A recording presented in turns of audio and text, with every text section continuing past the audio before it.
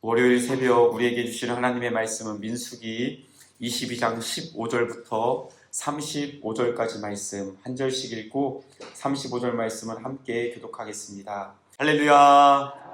하나님은 좋으신 하나님이십니다. 오늘도 은혜 베풀어 주시옵고 또한 우리에게 건강 주시고 우리의 갈 길을 인도하시는 좋으신 하나님을 의지하시는 저와 여러분 되시기를 간절히 소망합니다. 여러분, 사람이 무엇인가 이렇게 사로잡히게 되면 다른 것은 잘 보이지 않는 것 같습니다. 재물에 사로잡힌 사람들은 다 돈으로 이렇게 보잖아요. 그렇죠? 어제 저녁 때 말씀 나눈 것처럼 믿음이 아니라 돈으로 계산하게 되고 또 은혜가 아니라 나의 공로, 나의 능력을 더 의지하는 그런 모습을 보일 수밖에 없습니다. 6월 달에는 또 우리 지방선거가 있잖아요. 그렇죠? 권력에 사로잡히면은 권력은 부자지간에도 서로 공유할 수 없다고 하잖아요. 그렇죠? 요새 뭐 한참 잘 나가는 그런 영화도 있는데 보면은 단종이랑 세조 이야기인데 삼촌지간이잖아요. 삼촌 조카. 그런데 조카를 죽이고 자기가 왕권을 취하는 그런 모습도 있습니다. 명예에 사로잡히게 되면 모든 사람들이 다 경쟁자인 거죠. 그런데 오늘 본문에도 보면 무엇인가 사로잡힌 자의 모습이 나오는데 저는 이 모습이 발람의 이야기입니다. 그런데 발람, 다른 사람 이렇게 보지 마시고 우리 자신이 과연 무엇에 사로잡혀 있는가 이 새벽에 말씀을 통해서 돌아볼 수 있는 은혜가 있기를 간절히 소망합니다. 발락이라고 하는 모압 왕이 자신의 앞마당 모압 평지에 있는 이스라엘 백성을 보고 그 수가 많음을 보고 또 아모리 왕 시온에게 행한 일을 듣고 바산 왕 옥에게 행한 일을 듣고 야, 이제 우리도 죽겠구나 해서 옛날의 전쟁을 보면은 단지 전투력, 사람의 전투력을 가지고 싸우는 것이 아니라 영적인 힘을 빌어와서 싸우기도 했거든요. 그래서 근처에 있는 유명한 점술가인 또 무당인 발람을 초대해서 이스라엘 백성을 저주해 주십시오 라고 요청을 하였습니다. 그런데 여러분, 발람은 하나님의 존재를 알고 있는 자입니다. 하나님을 믿지는 않지만 영적으로 열려있다 보니까 하나님의 존재를 알고 있지요. 지난 토요일 말씀인데요. 12절 말씀 우리 같이 한번 읽어볼까요? 12절 함께 읽겠습니다. 12절 시작. 하나님이 발람에게 이르시되 너는 그들과 함께 가지도 말고 그 백성을 저주하지도 말라. 그들은 복을 받은 자들이니라. 아멘. 하나님께서 분명히 발람에게 가지도 말고 그들이 원하는 대로 저주하지도 말아라. 왜요? 그들은 나에게 하나님께 복을 받은 자들이기 때문이다라고 확실하게 분명하게 이미 말씀을 하셨습니다. 그런데 발락이 모압 왕 발락이 더 높은 사람들을 보내고 더 많은 재물을 주겠다고 하고 또한 발람에게 파격적인 대우를 이렇게 설명합니다. 17절 말씀 제가 읽어드릴게요. 내가 그대를 높여 크게 존귀하게 하고 그대가 내게 말하는 것은 무엇이든지 시행하리니 청하건대 와서 나를 위하여 이 백성을 저주하라 하시더이다. 사신들이 더 높은 고관들이 발람에게 가서 발락 왕의 말을 그대로 전한 것입니다. 그랬더니 발람이 어떻게 합니까? 18절 여러분 한번 읽어볼까요? 18절 시작. 발람이 발락의 신하들에게 대답하여 이르되 발람이 그 죄가 나는 그분을 내게 주시라도 내가 능히 너와 내 하나님의 말씀을 어겨 그러나 너하지 못하겠노라. 아멘. 굉장히 좋은 대답을 하죠. 내가 내 하나님의 명을 어겨서 그 말하는 것에는 내가 더하거나 덜하지 않겠다. 즉 저주하지 않겠다. 가지도 않겠다. 겉으로 볼 때에는 굉장히 이렇게 포장을 잘합니다. 왜 그런지 제가 왜 포장한 것이라고 말하느냐 하면 그 이어지는 19절 말씀 보십시오. 그런즉 이제 너희도 이 밤에 여기서 유숙하라. 여호와께서 내게 무슨 말씀을 더 하실는지 알아보리라. 아멘. 여러분, 하나님이 말씀하셨습니까? 안 했습니까? 이미 다 하셨다고요. 그런데 탐욕에 사로잡히니까 사람들에게는 아니야, 나는 안 할 거야 라고 좋게 이야기하지만 그의 속마음은 무엇이냐면 여호와께서 내게 무슨 말씀을 더 하실는지 알아보리라. 아니, 하나님께서 이미 다 말했다니까요. 그 말을 내가 순종하려고 하다 보니까 물질이 아른아른거리는 것이죠. 나를 높여주겠다고 한 그 약속이 아른아른거리는 것입니다. 탐욕에 사로잡힌 자의 특징을 가만히 보면은요, 사람들에게는 굉장히 포장을 잘합니다. 아, 하나님이 다 말씀해 주셨어. 하나님 뜻을 내가 잘 알고 있어. 그런데 그 속마음에는 보면은요, 하나님이 나에게 또 뭐라고 말씀하시지 들으려고 하는. 여러분, 그런데 이것은 하나님의 뜻을 순종하려고 들으려고 하는 것일까요? 아니면 내가 하나님의 뜻이 한번 좀 바뀌었으면 좋겠다. 이게 내 눈앞에 있는데 나를 좀 가라고 해주시면 좋겠다. 그럴 수 있다니까요. 우리가 기도하는 것 여러분 한번 잘 들어보십시오. 기도하는 내 모습을 한번 잘 보십시오. 하나님이 나에게 이미 다 말씀해 주셨는데 내가 순종하기만 하면 되는데 순종하려고 기도하십니까? 아니면 하나님 뜻 한번 바꿔보려고. 주님, 그래도요, 이렇게 가면 나에게 더 좋은 일이 있는데요. 이렇게 하면 사람들이 저 인정해 주시는데요. 하나님의 뜻을 바꿔보려고 기도하지 않습니까?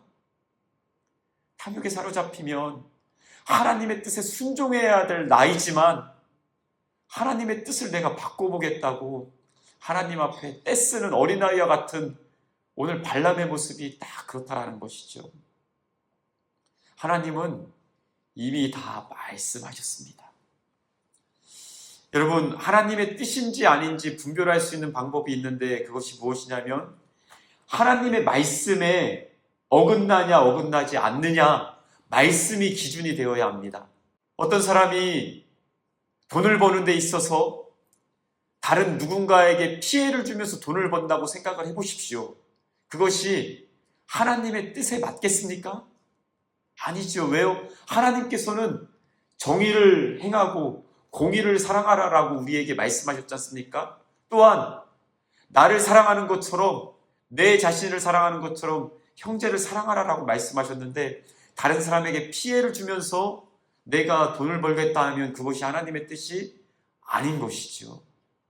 하나님은 이미 다 말씀으로 우리에게 길을 보여주셨거든요.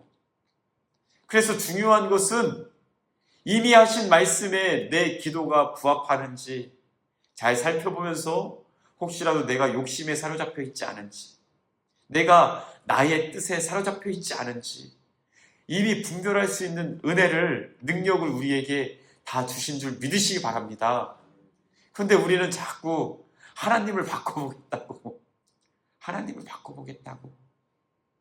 앞에 기도하는 척하면서, 기도가 무엇입니까 정말?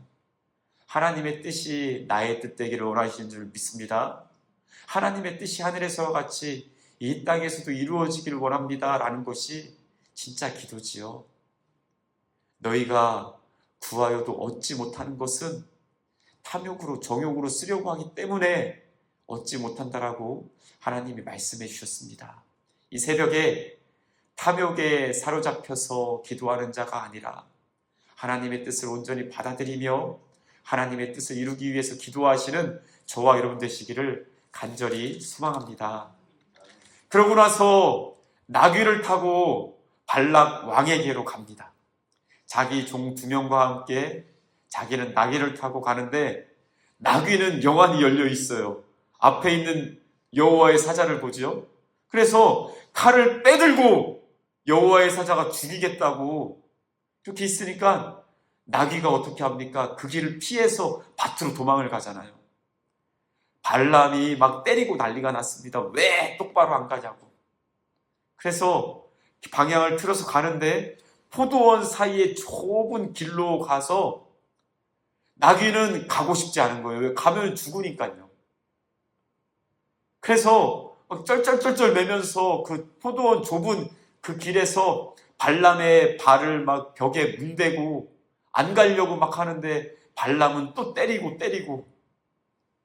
여러분, 그때 하나님께서 나귀의 입을 여십니다. 말을 하는데 여러분 오늘 본문 28절 말씀 같이 한번 읽어볼까요? 함께 읽겠습니다. 시작. 여호와께서 나귀 입을 여시니 발람에게 이르되 내가 당신에게 무엇을 하였기에 나를 이같이 3번을 때리느냐. 아멘. 무슨 만화 같은 장면이지 않습니까? 나귀가 막 입을 열어서 얘기합니다. 왜 나를 3번이나 때리냐고. 그런데 발람이 이렇게 이야기합니다. 29절 제가 읽어드릴게요. 발람이 나귀에게 말하되 내가 나를 거역하였기 때문이니 내 손에 칼이 있었다면 곧 너를 죽였으리라. 아멘. 발람의 말이 나귀에게 하는 말이 참 걸작이지 않습니까? 네가 나를 거역하였기 때문에 내 손에 만약에 칼이 있었으면 지금 몽둥이여서 너 안 죽은 줄 알아. 칼이 있었으면 당장 너 죽였을 거야. 근데 여러분 이 상황을 하나님의 입장에서 보십시오. 지금 하나님의 뜻을 거역하고 가는 자는 누구입니까? 발람이죠. 하나님이 정말 참지 않으시고 그에게 즉각적으로 심판하셨다면 죽는 것은 나귀가 아니라 발람일 것입니다. 탐욕에 눈이 사로잡히면은 다른 사람들에게는 사리분별하여서 좋은 말을 합니다. 나귀에게는 좋은 말 하죠. 네가 내 말 어겼기 때문이야. 내 손에 칼이 있었다면 너 당장 죽었을 줄 알아. 그런데 사실은 당장 죽어야 될 존재가 누구입니까? 발람이죠. 탐욕이 사로잡히자면 자기의 모습을 못 보더라라는 거예요. 하나님 앞에서 나의 모습을 보실 수 있기를 바랍니다. 제가 새벽에 오늘 이 말씀을 묵상하면서 또 이렇게 집에서 오는 한 15분 정도 가만히 기도하는 마음으로 운전해서 이렇게 왔는데 요즘 앞에 자리에 앉아서 기도하는데 이런 기도가 나오더라고요. 하나님, 저는 하나님 앞에서 죽을 수밖에 없는 죄인입니다. 그러나 하나님께서 예수님의 구원의 은혜로 말미암아 저를 살려주셔서 참 감사합니다. 여러분, 사람 앞에서는 목사일 수 있죠. 성도 앞에서는 목사이시죠. 그러나 하나님 앞에서는 죽을 수밖에 없는 죄인이지요. 우리가 하나님 앞에서 내 모습을 볼 수 있어야 합니다. 사람들 앞에서는 포장하고 사람들 앞에서는 내가 조금 난 것처럼 이야기하겠지만 여러분, 하나님 앞에서 보면 우리 다 똑같이 죽을 수밖에 없는 죄인이지 않습니까? 내 모습을 보지 못하면 오늘 발람처럼 나귀에게는 분명히 정확한 말을 하지요. 그러나 사실 그 말을 들어야 할 자는 자기 자신이지 않습니까? 왜요? 하나님의 뜻에 지금 내가 거역하고 있기 때문에 내가 죽어야 될 자이지 나귀가 죽어야 될 존재가 아니다라는 것입니다. 하나님이 그 영안을 확 떠주시니까 내 앞에 여호와의 사자가 칼을 빼들고 있는 것을 보게 되고 그 앞에 정말 당장이라도 나귀에서 내려와서 엎드려 경배할 수밖에 없는 자, 그런 존재가 바로 오늘 저와 여러분인 것을 믿으시기를 바랍니다. 우리는 이 새벽에 하나님의 뜻이 나의 뜻과 같이 되어지기를 간절히 기도해야 할 줄 믿습니다. 이 새벽에 하나님 앞에서 내가 어떠한 존재인지 하나님 앞에서의 나의 모습을 바르게 보아야 할 줄 압니다. 그래서 정말로 하나님의 뜻을 이루기 위해서 살아가고 그래서 정말로 하나님 앞에 내가 어떤 존재인지 깨닫고 은혜를 구하며 긍휼을 구하며 주님 불쌍히 여겨주시옵소서. 기도해야 할 존재가 바로 우리들의 모습인 것을 여러분 깨달으시기를 주님의 이름으로 간절히 소망합니다. 이 시대의 발람처럼 탐욕에 사로잡힌 자, 물질에 사로잡힌 자가 아니라 오직 여호와의 복음에 사로잡힌 자, 예수 그리스도를 사랑하는 사랑에 사로잡힌 자, 은혜에 사로잡힌 자가 되어서 말씀에 사로잡힌 자가 되어서 하나님의 뜻을 이루기를 정말 기뻐하며 주님과 동행하는 저와 여러분 되시기를 주님의 이름으로 간절히 축복합니다. 기도하겠습니다. 하나님 아버지, 발람의 모습을 보며 또한 우리들의 모습을 거울에 비추듯이 살펴보게 하여 주시니 감사합니다. 하나님 아버지, 다른 사람들에 대해서는 정말로 판단하고 정죄하면서 동일한 판단을 하나님께로부터 받아야 할 자인 것을 깨닫지 못할 때가 얼마나 많이 있는지요. 우리의 손가락은 다른 사람들을 향해서 지적하고 있지만 동일한 지적을 받아야 될 자가 우리 자신이진 않습니까? 하나님, 탐욕에 사로잡힌 자 되지 말게 하여 주시옵고, 이 세상에 사로잡힌 자 되지 말게 하여 주시옵고, 오직 주님의 사랑에 사로잡힌 자 되어서 주의 말씀을 이루며 또한 그 사랑으로 우리도 하나님 사랑하며 우리의 이웃을 사랑하는 자가 될 수 있도록 하나님 은혜 더하여 주시옵소서. 발람처럼 결국에는 망하는 길을 가는 자가 되지 말게 하여 주시옵고, 생명의 길을 갈 수 있도록 하나님 함께 하여 주시오며, 주의 생명을 전하는 오늘 하루의 삶이 될 수 있도록 은혜로 함께 하여 주시옵소서. 감사드리며 예수님의 이름으로 기도드리옵나이다. 아멘.